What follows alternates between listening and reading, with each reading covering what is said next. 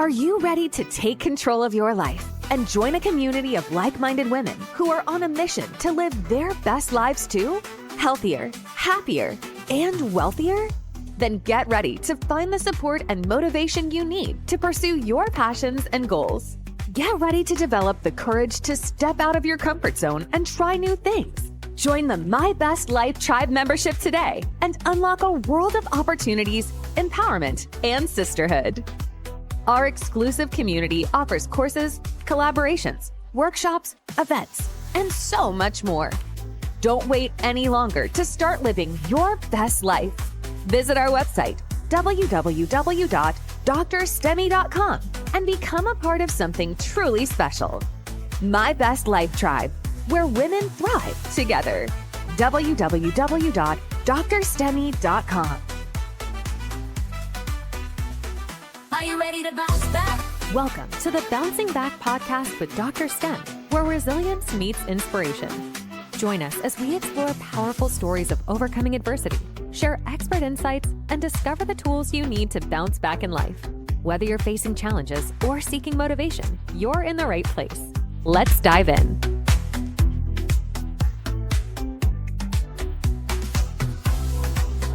Good afternoon to everyone, and welcome to the Bouncing Back podcast with yours truly, DrStem.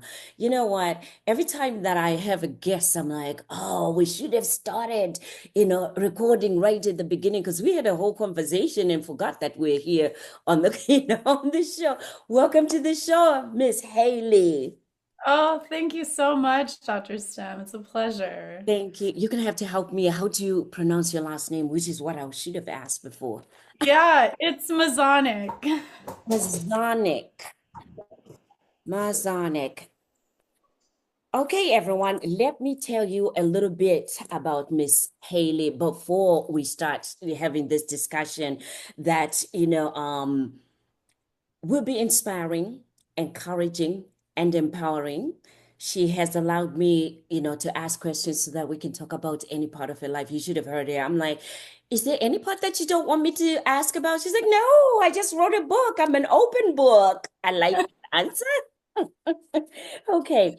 Haley Mazanec is a native of the Bay Area, Brentwood, California, where she discovered her deep passion for film at a very young age. It all began in high school, where she discovered her love for the art through involvement in various film and production classes. This passion continued to grow as she pursued her education in college, further honing her skills and knowledge in the field. At the age of 17, Haley embarked on a modeling career, which eventually led her to the bustling city of Los Angeles, where she aspired to chase big dreams. It was during this time that she unexpectedly decided to try her hand at acting, and it was then that she truly found her calling. She also has a deep love for helping others with as a financial professional with World Financial Group. Whoa, you're well versed. All right, so she's your financial GPS, as she said. She will help you guide you to wealth and prosperity, where dreams can become a reality. In the midst of all of this, Haley is also a cancer survivor. She's also an author whose book will talk about 3 Strikes Can Take Me Out, where she shares her journey, strength, and magic, as she calls it. So we will touch on all of that today. The countdown is on. Welcome again, Haley, to the show. Thank you so much. I don't know where to start. I don't know where to start. I just will ask you to maybe tell us a little bit about the journey so far and where you are, because I know so many steps have been taken. We talk about bouncing back, and many a time you might want to pick a story of the bouncing back where you want to just, share with us. Yeah, I've had so many, honestly. With cancer, that's definitely one that took me by surprise. It was a I didn't think my big 30th birthday would turn out with cancer, but that's where I was gifted. And to like back it up right beforehand, which is kind of a crazy part that I added into my book, is that I went to a psychic one time with a friend, and it was just kind of for shits and giggles. And but the thing was, is this lady, she called us out on so much stuff that we walked out of there giggling like little hyenas. Like, how did she even know all this? And like, what's going on? And so, a few weeks later, so I was kind of seeking that spiritual guidance. I was like, you know what? She said to come back, like, I was kind of craving it, but then also too, like, um, I was seeking guidance. And so when I went to her this time, it was all negative. Like it was a mix of a tarot card and a psychic reading. So she would do all the cards, lay them out. She would put a crystal on the most prioritized card. And when she flipped it over, it was the death card. And I was like, what? And she just like, she kind of felt like a mother where she was like digging into me, like, hey, like, you really need to go see a doctor. Like, this could be terminal, like, sickness could lead to death. And like, everything around it was just negative. But like, that death card just really like kind of shook me up. But at the same time, I was like, I'm going to take this with a grain of salt. I'm not going to buy into it 100%. So she's like, you need to go to the doctor. You need to go. And I was like, at this point, I was like, I already have an appointment for next week. I'm seeing a brand new doctor. I haven't been the doctor in so many years. But I was going because I hit a sciatic nerve right before my 30th birthday. And so I was going to go get it checked out, make sure I was okay. Well, when I was there, I was like, listen, doc, I haven't been to the doctors in like 5 years.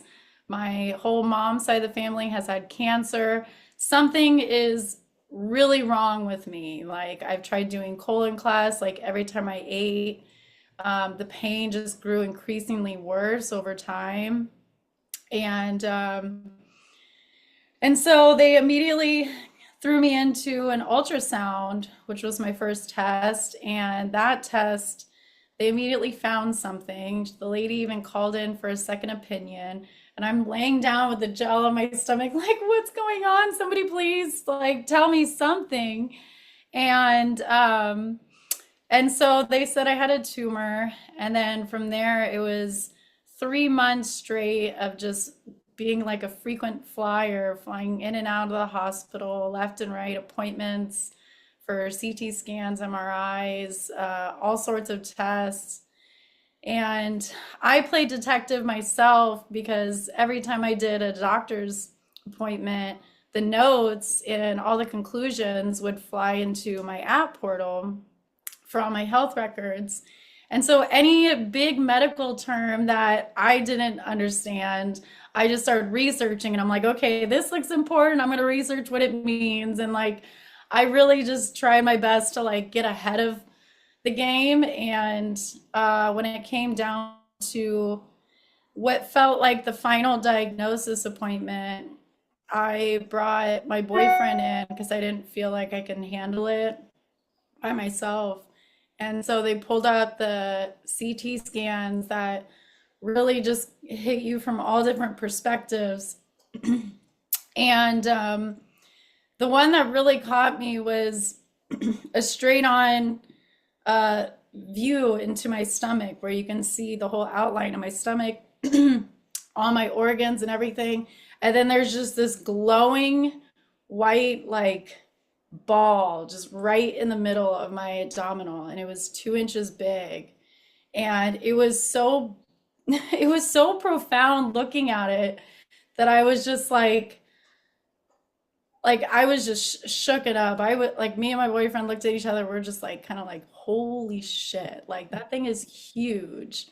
And so I walked out of the hospital and I immediately just lost it and just spilled and cried. And then I turned around and said, that is a fucking meatball. That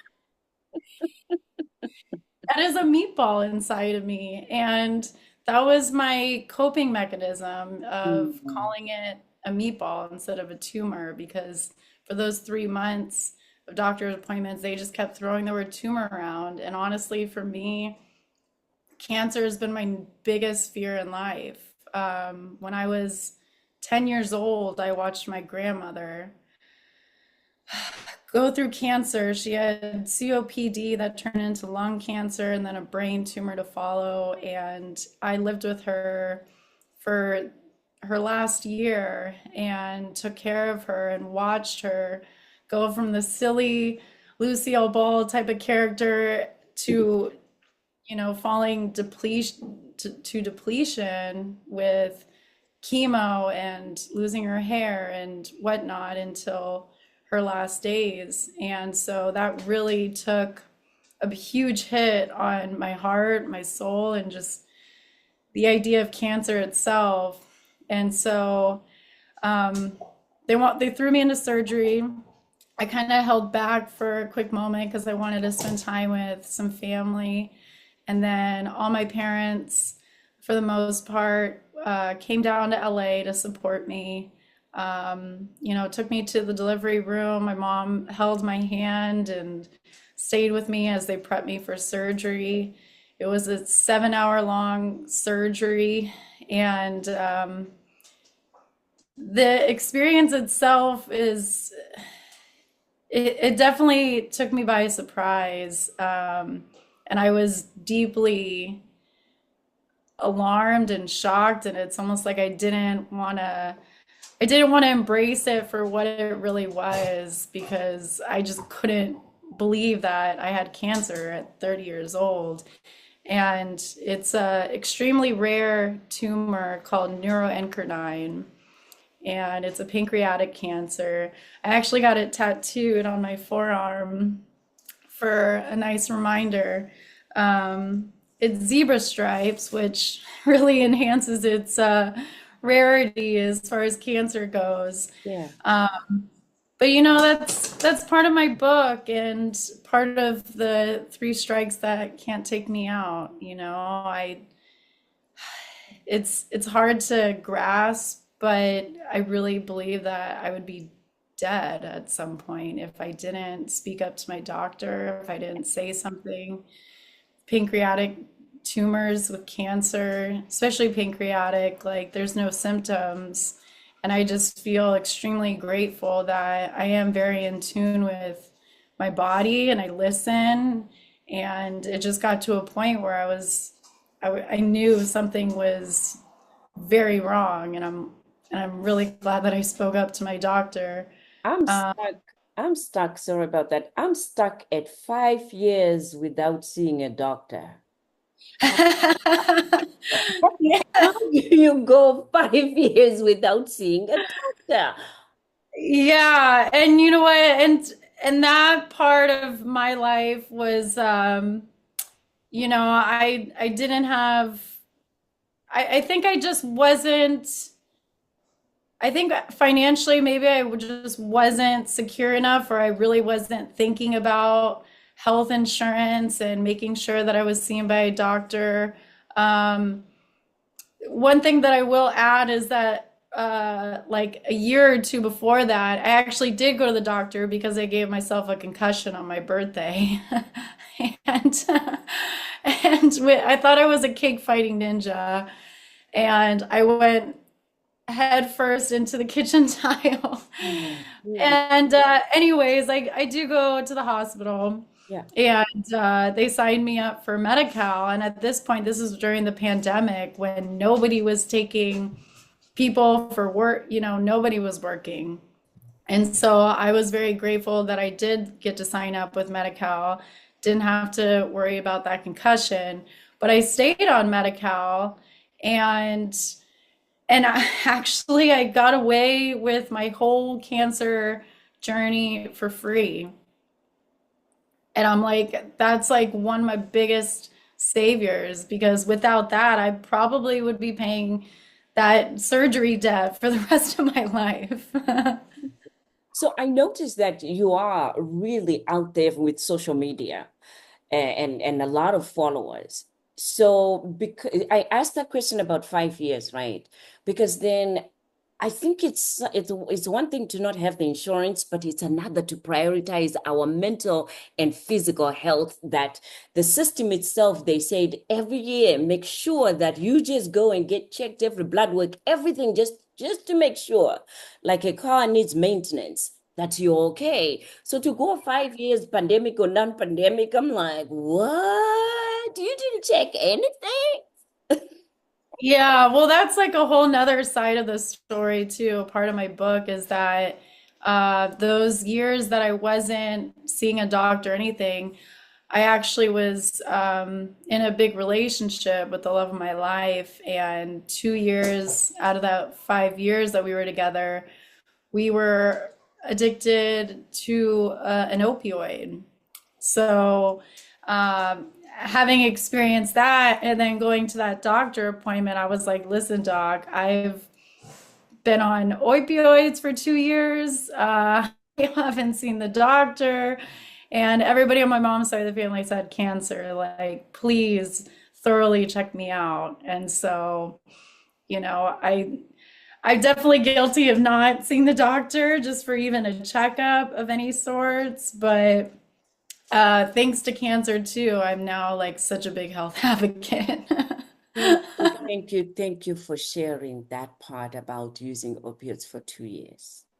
I was Yeah. talking to two mothers this morning as part of, my counseling and coaching services, and they are devastated as to they don't know what to do with the children, because one has a son, one has a daughter, but there were two different clients that came in today talking about their losing their children to opioids. So I don't know if you are able to share, something of value, because then just meeting you and talking to you, I wouldn't have known that you are a person that was on opiates for 2 years.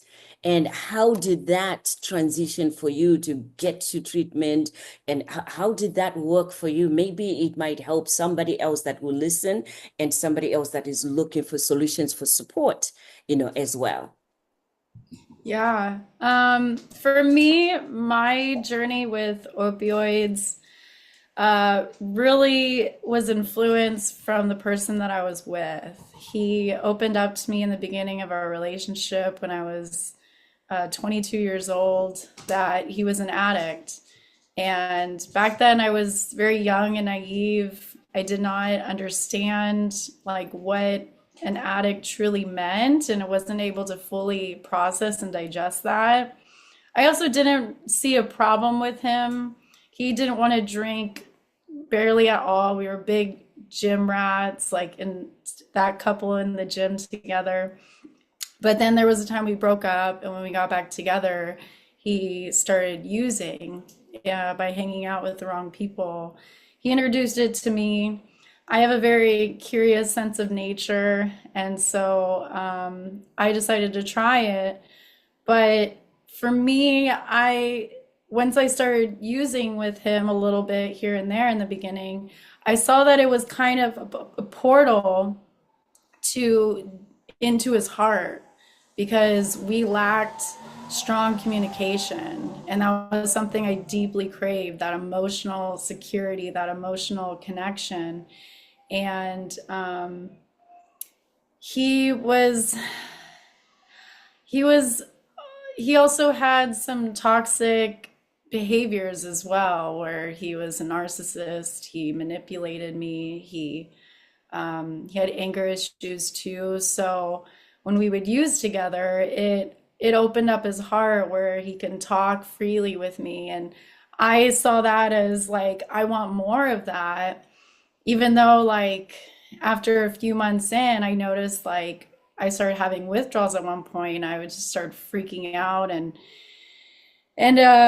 him being like twice the size of me, he needed more, and things just kept going up with dosage and frequency of using, to the point that we were very hooked. And we went through a 2 month spiral together, and 2 years, I'm sorry.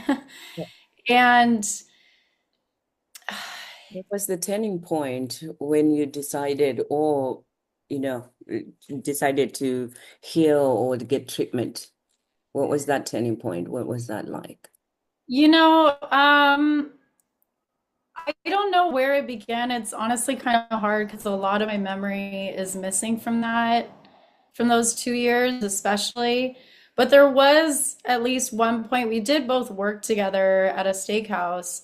So we kind of had similar schedules, or our schedules could be blended or separated if we wanted, thanks to the industry. But I just started putting my foot down and I was like, listen, like, we have the next 3 days off together. We need to stop this because once we kept seeing our finances go down the drain, and I'm guilty as ever, but I also started asking my mom for loans of money because I just couldn't keep up. I couldn't finance, and she didn't know the honest truth, but she just thinks I needed help with living in LA because it's expensive as ever. Um, but things just kept getting worse and worse financially. And I just was like, listen, we got the next 3 days off. Let's quit this thing cold turkey. Like, we're ruining our lives. Like, this is not the way to live. And so we went down that detox phase a good 20 times or so. And it is the most brutal pain I have ever felt. Honestly, like I talk about it in my book, but like, addiction and those withdrawals are Yeah. like an Olympics of its own. But then you think of the cancer and I'm like, well, that was like extremely depleting as well, not only my body, but like my mind and spirit, and everything just changed for me as well. So it's like I got these two big, like life-changing situations, but the thing was, is addiction was in my control and cancer was out of my control. So it was like such a mind fuck that I had to really go through and understand. But with the addiction side of it all, we we attempted to quit cold turkey a good 20 times or so. And I mean, I it's hard to like even think about it or talk about it because it was just so brutal. Um, but like for me, what really helped was my dog Mocha. She's actually our dog, me and my ex's, from my book. And the way that we neglected her, and she just didn't get the basic care that she needed, like eating or going outside to go to the bathroom. Like, I think that was something that really would just feel like a knife to the heart, where I'm just like, oh, like this is not who I am. This is not the kind of dog mom I am. Like she is just like my beacon of light and hope and future that just really pushed me to want to do better and to change. And I knew for me, like my mentality, I'm like, this is not the kind of person I am. Like, this is not where I would ever think I was. Before I moved to LA, I would always say, I'm never going to do drugs. I'm not going to be that person who even does drugs or tries them. And I think my own like self-talk and my own mentality was powerful on its own, where it could be like, all right, like it's time to like speak up to your boyfriend, to my ex, and be like, let's stop this. Like this isn't gonna get us anywhere but death or jail. And at one point we even picked up and left LA, took a road trip, went all the way to the Midwest, to where he's from in Wisconsin, so we can start over, be clean, be sober. And I think being around his family too was a good motivation for him, because he has tried to go to rehab a good 3, 4 times and it never worked. But then also when we were there and after being sober for a little bit, things just took another wild turn and got even worse. So It sounds like there are more strikes that we're going to be reading in this book. Well, than just the three strikes. Because every time you explain something, there's another strike. I'm like, holy mark, bro. That's another strike. That's another strike. How Yeah. have you grown? What are some of the things through everything that you've gone through in life, the cancer, the addiction, the transitions in life? How has you spoke about being diagnosed with cancer at age 30. How many years ago is that? Too. So you're 32 years old. Okay. Yeah. Tell me about some of the, things that have changed within you, as you look at life now and, as you advocate Yes. other people. So, a year after cancer, um, I had a massive, catastrophic healing journey that really rocked my spirit, my well-being. Like it rocked my world. Uh, it was unlike anything I've ever heard of. I've never heard of anybody else go through the same thing. But essentially, before that, I did feel a rotting, like pit in the depths of my stomach where it's like I know there's more healing. I feel it. I know there's something rotting inside me. I need to get it out. I need to face my demons. I want to because I know that I've always been really good at suppressing my emotions and feelings. I did with that ex, I did with many other people and friendships in my life, and I was like, I just need to like feel and allow it. So I tried going to a therapist. Was like, listen, like my mission is to like talk through my demons, get through my whole heroin journey with my ex. And, I did go to Nar meetings for 2 years, which helped, but that was more focused around him and me, but more so with him. And anyways, I did have this relationship for a year, but I broke up with him right after my birthday. And for 6 months straight, the moment I broke up with him, his toxic personality and behaviors started antagonizing me and trying to manipulate me and love bomb me and all these nasty things. And it antagonized me so much that within 2 weeks, I dropped 10 pounds, which made me at an unhealthy range of skinny. I was pretty much skin and bones. And I had this physical anxiety compared to as if someone did like 10 caterpillar lines of cocaine and just like couldn't stop moving. Their body is like compulsing. Like that was my body. I call it the Tasmanian devil effect because that's literally what I looked like. I started having PTSD like crazy when I was awake or asleep. All the memories from heroin with my ex and all the anger and emotional and verbal abuse just all struck me like lightning. I started having panic attacks. My first one was in Italy, but I started having panic attacks, PTSD, physical anxiety, TMJ, where like I'd have lockjaw and I couldn't eat and I had to like consciously think about chewing food. It was absolutely crazy, and it went from June 2023 all the way to the end of the year. And when all this started going on, I was like, okay, you know what? I usually don't get embarrassed, but this is like the one time in my life where I actually kind of feel embarrassed because my body is just untamable. No matter how much I try to meditate or ground myself, nothing is working. And so I just kind of isolated myself and I was like, you know what? This is where I'm going to learn how to love myself. This is how I'm going to forgive myself.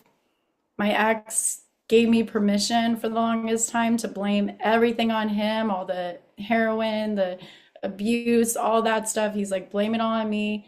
Like, that didn't work for me. So I'm like, this is where I need to forgive myself. So I just sat with myself, isolated, and I started just dissecting and just every part of my relationships, with all of them, with friends, just with myself. Like, okay, like, how can I forgive myself and love myself? Like, just all the love that I've always poured onto everyone else around me of being a people pleaser, I need to just give to myself.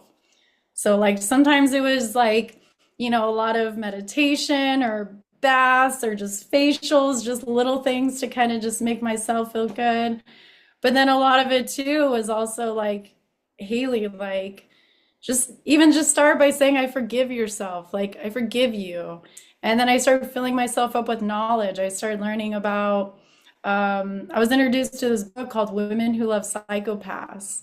And it was recommended to me after me talking about my toxic relationship. And so I started going off the deep end, just learning everything on the ins and outs of psychopaths and narcissists, pessimists, all that. But by learning that and gaining all that knowledge, I learned, okay, you know what? This is where I went wrong. Like, I was too much of a people pleaser.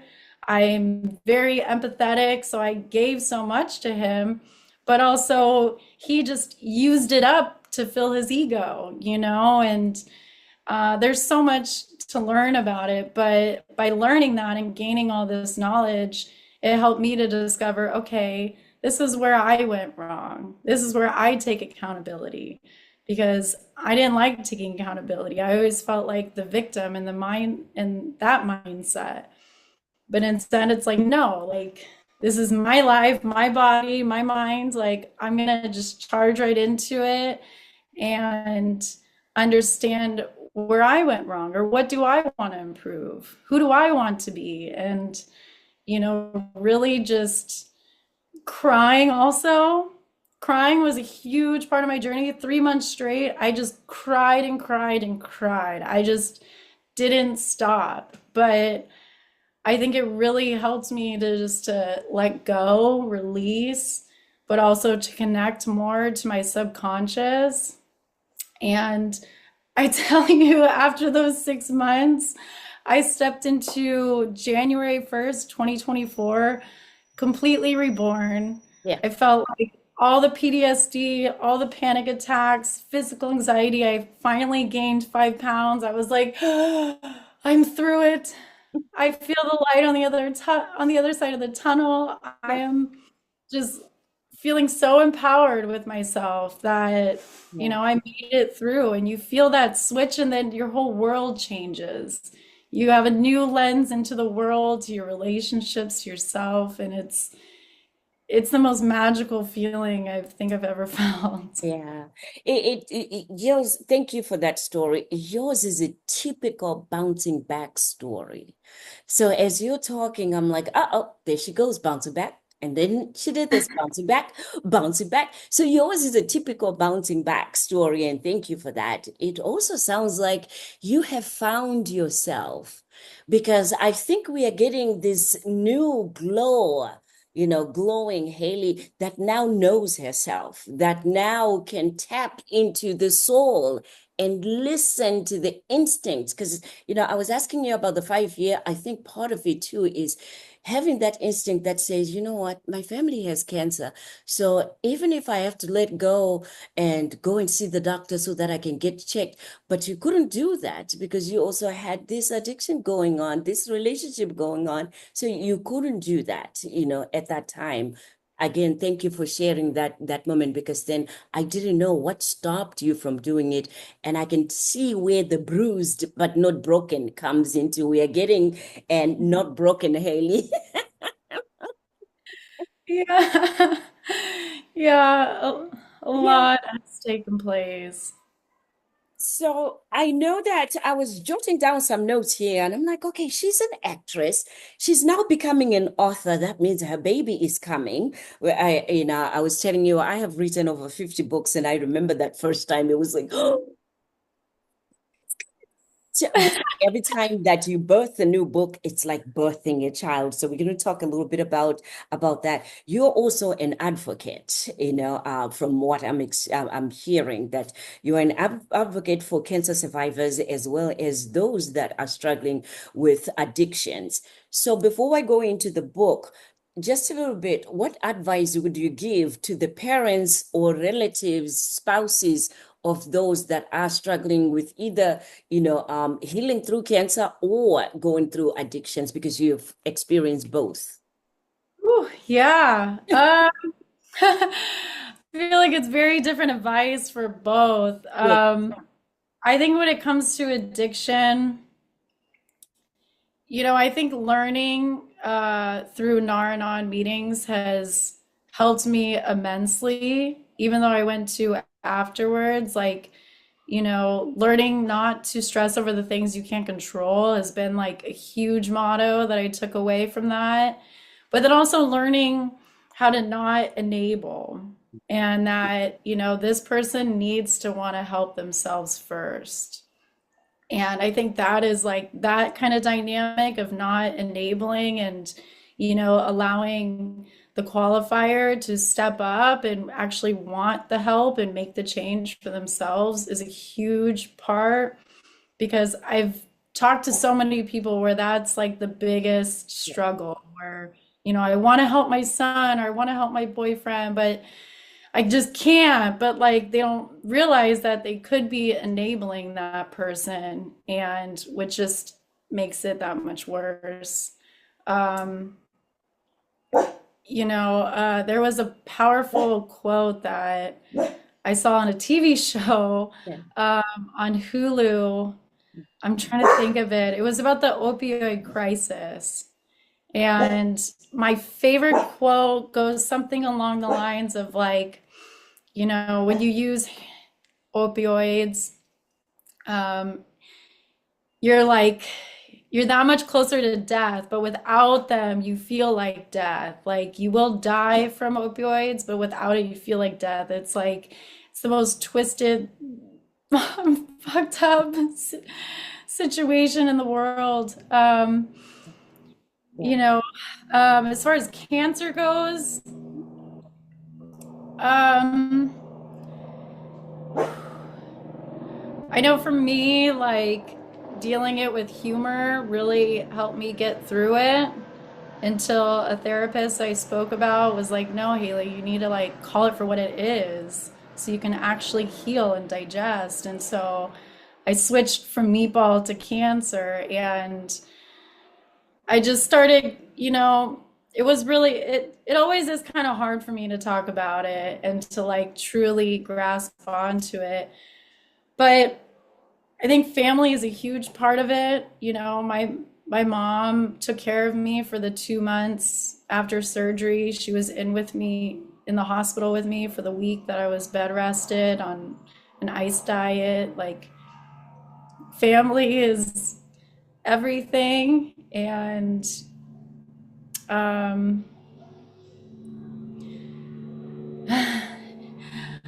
um, Did you have another point? Sorry, because I was gonna it's okay. No, go ahead. expand on that to say you've got this brand new life that you were given. So what are the future plans that you plan to do with this brand new life that you have?